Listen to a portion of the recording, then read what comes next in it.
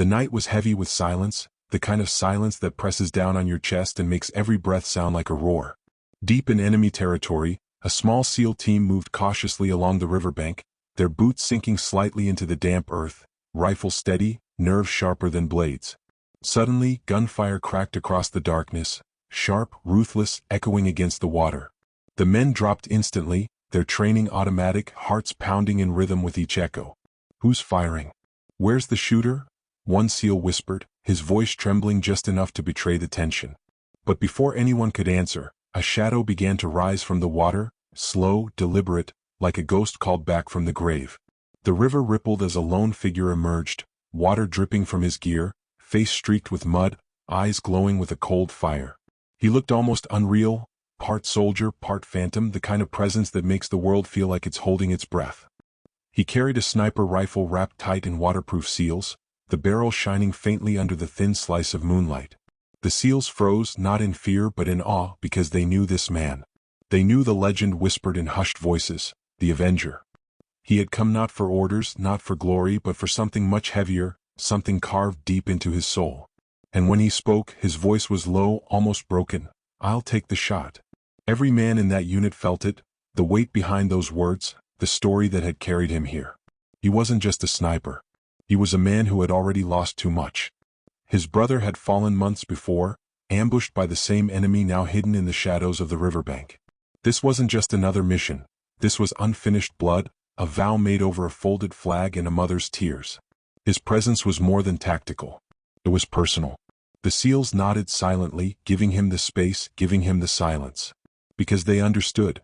Some battles are fought for a country, but others are fought for the heart. The shooter's position was impossible to spot. Every shadow looked alive, every ripple of water like a threat. Then, without a sound, the sniper sank back into the river, disappearing into the darkness as if the earth had swallowed him. The SEALs scanned, waiting, praying. Minutes felt like hours, the night stretching thin with suspense. And then, out of nowhere, the river itself seemed to breathe. The Avenger rose slowly, rifle pressed against his shoulder, finger steady on the trigger. His breathing slowed, steady as a heartbeat, eyes locked on the faintest glimmer, movement, a muzzle flash barely visible in the reeds. Time froze. And then, one single shot cut through the night. The echo rang like judgment. Silence followed, a silence so complete it felt sacred. Then came the sound, the enemy's weapon clattering into the mud, a body collapsing into the water. The sniper didn't move, not yet. He held his position, staring through the scope, ensuring the ghost of his brother's killer truly lay still. Only when he was certain did he lower the rifle, water dripping from his face like tears he refused to shed. The SEALs exhaled as one, realizing they had been holding their breath the entire time. That one shot hadn't just ended a threat. It had ended a chapter.